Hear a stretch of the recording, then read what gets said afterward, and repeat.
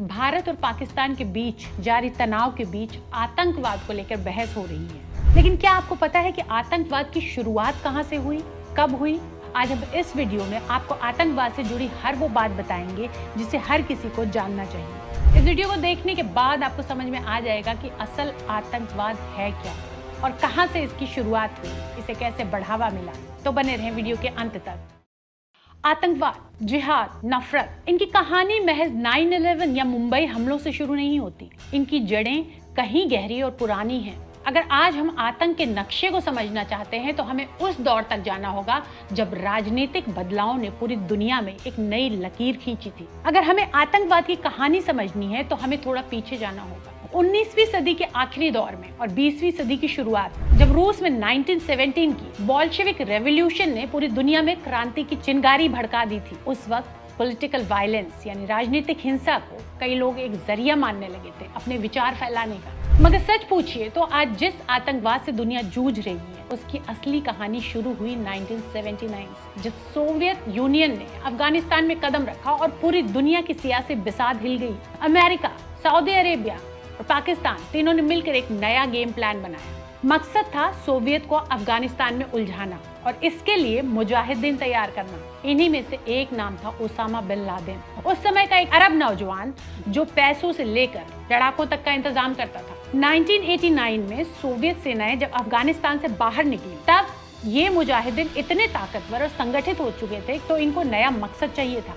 नतीजा, अल-कायदा की पैदाइश। 1988 ओसामा बिन लादेन, पाकिस्तान जो इस पूरे खेल में लॉजिस्टिक हब बन चुका था, उसने इस मॉडल को अपने फायदे के लिए इस्तेमाल करना शुरू किया, खासकर भारत के खिलाफ प्रॉक्सी वॉर चलाने में। यानी अब आतंकवाद कोई लोकल या रीजनल कहानी नहीं रह गया, ये एक इंटरनेशनल नेटवर्क बन चुका था जो पॉलिटिकल, रिलीजियस और आइडियोलॉजिकल मकसदों को पूरा करने के लिए हिंसा को सफलता का पर्याय मानने लगा। अफगानिस्तान की लड़ाई इसका बर्थ पॉइंट थी और पाकिस्तान उसकी distribution factory. Osama bin Laden ने 9/11 जैसे हमलों से इस नेटवर्क को पूरी दुनिया में कुख्यात बना दिया और साउथ एशिया में लश्कर-ए-तैयबा और जैश-ए-मोहम्मद जैसे ग्रुप्स इसे अपनी टेस्टिंग लैब की तरह इस्तेमाल करने लगे।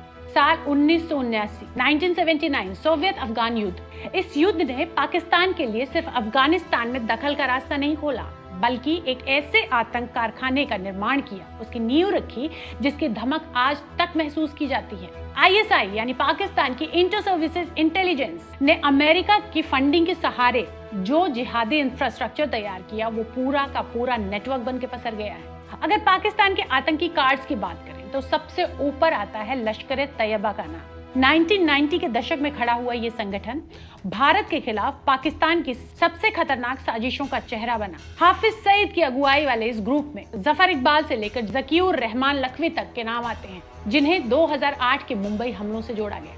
लश्कर का बेस लाहौर के पास फैला हुआ है, लेकिन इसकी जड़ें पाकिस्तान ऑक्यूपाइड कश्मीर से लेकर कराची, पेशावर तक पसरी हैं। लश्कर-ए-तैयबा के हमलों की लिस्ट किसी हॉरर स्टोरी से कम नहीं है। 2008 Mumbai attack, 2006 Mumbai train blast, Pune German bakery धमाका, इन सब के लिए जिम्मेदार है ये ग्रुप। रिक्रूटमेंट नेटवर्क इतना मजबूत कि बांग्लादेश और नेपाल तक इसका जाल फैला है। इसके बाद नाम आता है जैश-ए-मोहम्मद का। इसकी कहानी मसूद अजहर से शुरू होती है। IC-814 हाईजैक के बाद जो हीरो बनकर पाकिस्तान लौटा, वही जैश का मास्टरमाइंड बना। बहावलपुर इसका गढ़ है जहां से सुसाइड अटैक्स की प्लानिंग होती है। वहीं KPK और POK में ट्रेनिंग कैंप्स और हाल में तालिबान नियंत्रित अफगानिस्तान में फिर से खोले गए बेस इसकी ताकत बढ़ा रहे हैं। जैश का एजेंडा सिंपल है, मार्टिरडम को ग्लोरीफाई करो और इंडिया पर फिदायीन हमले करो। इसका उदाहरण 2001 का संसद हमला और 2019 में पुलवामा अटैक जैसी घटनाएं हैं। इन सब के अलावा कुछ ऐसे ग्रुप्स भी हैं जो साइलेंटली आतंकवाद को बढ़ावा दे रहे हैं। सिराजुद्दीन हक्कानी, जिसकी अगुवाई में हक्कानी नेटवर्क ISI का हिस्सा बना। ये वही हक्कानी है जो आज अफगानिस्तान का एक मंत्री है, जिस पर अमेरिका ने $10 मिलियन का इनाम रखा हुआ है। वही ISI के जो तारीखे तालिबान पाकिस्तान से निकला गुट है, पाकिस्तान की नीतियों का विरोध करते हुए भी पाया गया। अब जरा ये समझते हैं कि इनके पास फंडिंग किस रूप में आती है। तो जैसे कि हमें सबको पता है कि यहाँ खेल सिर्फ हथियारों का नहीं, पैसों और सोच का है। आतंकवाद को मजबूती देने के लिए चैरिटी फ्रंट, हवाला network, drugs trading, crypto currency तक का इस्तेमाल हो रहा है। मदरसों की बात करें तो द हिंदू में छपे एक सीनियर आईपीएस अधिकारी और लेखक ब्रिजेश सिंह के आर्टिकल के मुताबिक पाकिस्तान में 30,000 से ज्यादा मदरसे हैं, जिसमें से 10 से 15% सीधे आतंकी संगठनों से जुड़े हैं। इन मदरसों में पढ़ाया जाता है कि जिहाद सिर्फ फर्ज नहीं बल्कि इबादत है।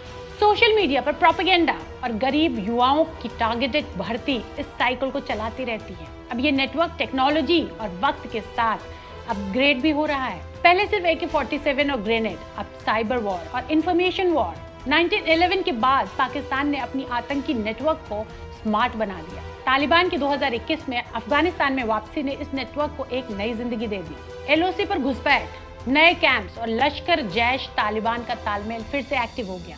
पाकिस्तान के कबूलनामे और अंतर्राष्ट्रीय शर्मिंदगी, ये सब बातें अब कॉन्स्पिरेसी थ्योरी नहीं रही। परवेज मुशर्रफ ने खुद कबूल किया कि कश्मीर के लिए पाकिस्तान ने आतंकियों को ट्रेन किया। नवाज शरीफ सरकार ने आतंकी संबंधों की पुष्टि की। हाल में पाकिस्तानी विदेश मंत्री और बिलावल भुट्टो भी मान चुके हैं कि पाकिस्तान ने पश्चिमी ताकतों के लिए ऐसा किया है। अब दुनिया की जिम्मेदारी क्या है? पाकिस्तान बार बार FATF, financial action task force की ग्रे लिस्ट में रहा, लेकिन इसका आतंक नेटवर्क रीब्रांडिंग करके फिर से जिंदा हो जाता है। सवाल ये नहीं कि पाकिस्तान पर दबाव कैसे बनाया जाए, सवाल ये है कि कब तक दुनिया इस प्रॉक्सी टेररिज्म के खेल को नजरअंदाज करती रहेगी। आतंकवाद को जड़ से मिटाने के लिए उस पूरे सिस्टम को समझना होगा, उस सोच को समझना होगा। ये केवल भारत की नहीं बल्कि पूरे विश्व की समस्या है, जिसके लिए सभी को एकजुट होकर आतंकवाद के इस जहर को और घातक होकर फैलने से रोकना होगा।